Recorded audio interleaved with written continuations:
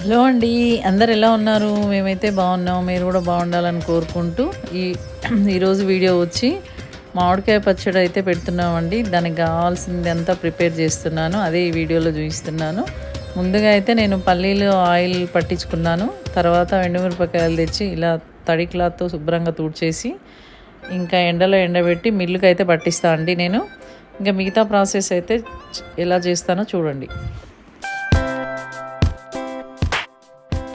మరి మామిడికాయ పచ్చడికి మామిడికాయలు కావాలి కదండి, అందుకే తోటకైతే వచ్చిన మాకు నచ్చిన కాయల్ని సెలెక్ట్ చేసుకొని అయితే దగ్గరుండి తెంపుకుంటున్నామండి మేమైతే.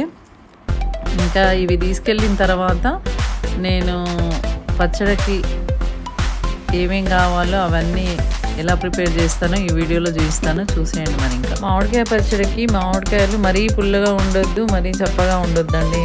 అలా మీడియంగా ఉన్న కాయలను అయితే సెలెక్ట్ చేస్తున్నా నేనైతే. కొంతమంది అయితే పులుపు ఇష్టపడతారు, కొంతమంది అయితే చప్పగా ఉంటే ఇష్టపడతారు.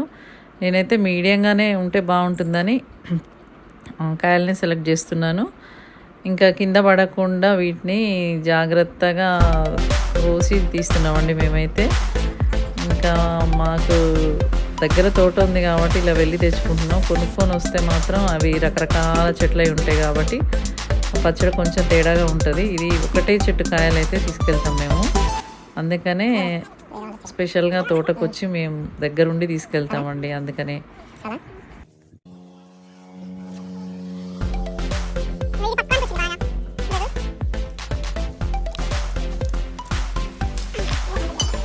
ఇంకా ఇంటికైతే వచ్చినామండి. వచ్చి జీలకర్ర మెంతులు అయితే అవన్నీ మంచిగా సన్న మంట మీద అయితే ఇవన్నీ ఫ్రై చేస్తున్నా. ఇంక ఇవన్నీ ఫ్రై చేసి చల్లారిన తర్వాత పొళ్ళు పడతా అండి. అందరి ఇళ్ళలో ఇంతే చేస్తారు, కాకపోతే నేను ఏంటంటే కొంచెం అంతా ఆర్గానిక్గా ఉండాలి అన్నట్టుగా దగ్గరుండి మరీ చేసుకుంటాను నేను. అంతా కాకపోయినా కొంత.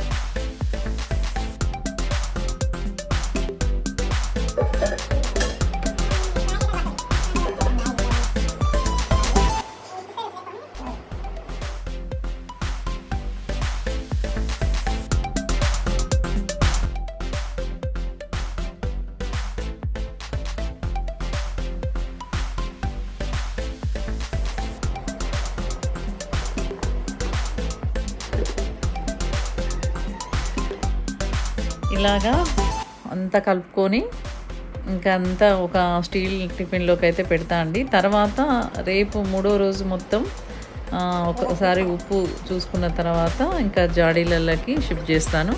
ప్రజెంట్ అయితే స్టీల్ టిఫిన్లో అయితే పెడతాను నేను. ఇంకా కొంచెం ఆయిల్ పైనుంచి పోస్తే ఆరిపోకుండా ఉంటుందని అట్లా వేసేస్తాను.